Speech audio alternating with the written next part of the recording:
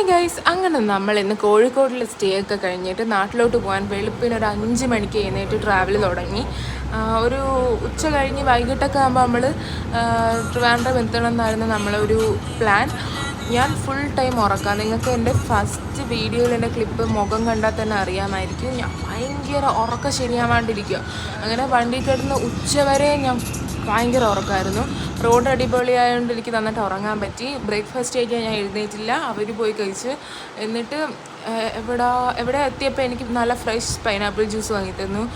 ഷുഗറൊന്നും ഇടാതെ വെള്ളമൊന്നും ഇടാത്ത ഒരു ജ്യൂസായിരുന്നു. അതൊക്കെ കുടിച്ചിട്ട് എന്ത് ചെയ്തെന്ന് പറഞ്ഞാൽ നമ്മളൊരു മീൽസ് കഴിക്കാൻ ഒരു കടയിൽ കയറി. എസ്പെഷ്യലി എൻ്റെ എയിമെന്ന് പറയുമ്പോൾ ചോറ്, സാമ്പാർ, പപ്പടം, മീൻ, അങ്ങനെ നല്ലൊരു മീൽസൊക്കെ കഴിച്ച്. അങ്ങനെ ഒരു 4 മാസത്തിന് ശേഷം നാട്ടിലെ ചോറും സാമ്പാറും പപ്പടവും മീനും ഒക്കെ കൂട്ടി ഫുഡ് കഴിച്ച്.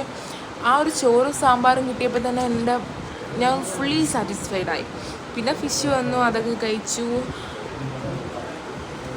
പറയാതിരിക്കാൻ വയ്യ, പായസം എല്ലാം ഉണ്ടായിരുന്നു. നല്ലൊരു മീൽസായിരുന്നു. എനിക്ക് കടയുടെ പേരറിയത്തില്ല, എനിക്ക് തോന്നുന്നു കോട്ടയത്തുള്ളൊരു കടയാണ്. അങ്ങനെ അതൊക്കെ കഴിച്ചിട്ട് നമ്മൾ വീണ്ടും ട്രാവൽ കണ്ടിന്യൂ ചെയ്തു.